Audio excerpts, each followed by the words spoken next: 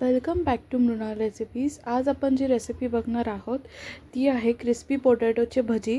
त्यासाठी सगळ्यात आधी इथे 4 बटाटे घेतले होते वॉश करून। त्यानंतर आपण काय करणार आहे, वरची साल जी आहे ती काढून घ्यायची आहे। असे एक एक करून आपण 4 बटाट्यांची साल जी आहे ती काढून घेणार आहोत। त्यानंतर आपण परत एकदा आपण बटाटे वॉश करून घेणार आहे वरची साल काढून झाल्यानंतर। त्यानंतर आपण फिंगर चिप्ससाठी जसे बटाटे चिरतो एकदम बारीक बारीक लांब लांब, तसेच आपण ह्याच्यामध्ये कट्स करून घेणार आहोत। तर इथे साईडनी आधी कट करून घ्यायचे आहे, स्लाइसेस करून घ्यायचे आहेत पातळ पातळ थोडे। त्यानंतर जसं तुम्हाला बोलली, जसं आपण फ्रेंच फ्राईजसाठी जसे पीस कट करून घेतो सेम तसेच पीस इथे आपल्याला कट करून घ्यायचे आहेत एकदम बारीक बारीक। आणि सिमिलर रेसिपी मी एक अपलोड केली होती माझ्या चॅनलवरती, ज्याच्यामध्ये ना मी रेड कलरचे फ्राईज बनवले होते। सो ती रेसिपीसुद्धा जाऊन तुम्ही नक्की चेक करा। जर तुम्हाला ती रेसिपी हवी असेल तर तुम्ही मला कमेंट करा आणि मी खाली तुम्हाला लिंक पाठवेन। इथे आता आपले सगळं बटाटे जे आहे ते कट करून झाले आहेत। कट करता करता त्यांना साईडला थंड पाण्यामध्ये आपले चिरलेले जे बटाटे आहेत ते आपण त्याच्यामध्ये टाकणार आहोत, जेणेकरून बटाटे लाल होणार नाही आहे। आता जे एक्सेस वॉटर होतं ते वॉश करून झाल्यानंतर आपण परत हे बटाटे जे आहेत ते साईडला ठेवलेले आहेत। त्यामध्ये आता आपण मीठ ॲड करून घेणार आहे सगळ्यात आधी। त्यानंतर आपण हळद ॲड करायची आहे। हळद तुम्ही कमी जास्त ॲड करू शकता, जसं जेवढी क्वांटिटी तुम्ही घेणार आहेत त्याप्रमाणे हळद ॲड करा। त्यानंतर जिरा पावडर ॲड केलेली आहे आणि त्यानंतर लाल मिरची पावडर ॲड करून घ्यायची आहे। आता अर्धा ते 1 वाटी आपण ह्याच्यामध्ये बेसनचं पीठ ॲड करून घेणार आहोत।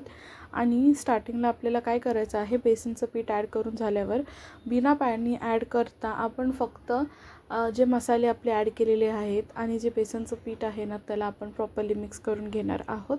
त्यानंतरच आपण थोडंसं पाणी टाकणार आहोत। पाणी पण आपल्याला असं खूप जास्त टाकायचं नाही आहे, एकदम थोडंसंच टाकणार आहोत।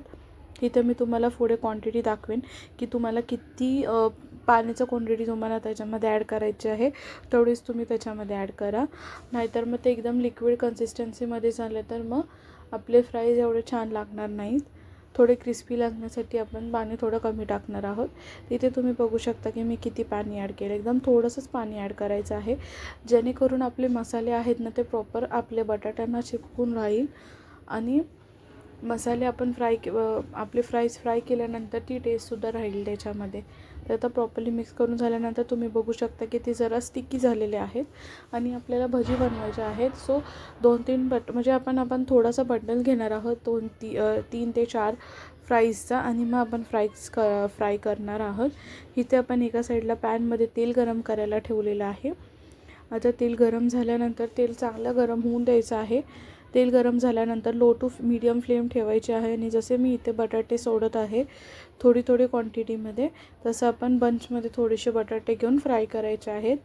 आणि त्यानंतर लो टू मीडियम फ्लेमवरती तुम्ही फ्राय करून घ्यायचं आहे।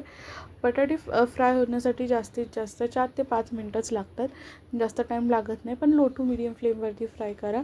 फास्ट गॅसवरती तुम्ही फ्राय केलं तर ते लवकर ब्राऊन होतील आणि आतून ते व्यवस्थित कुक होणार नाही आहेत।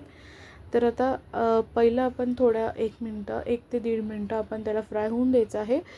त्यानंतर आपण त्याची साईड जे आहे ते चेंज करून घ्यायचं आहे।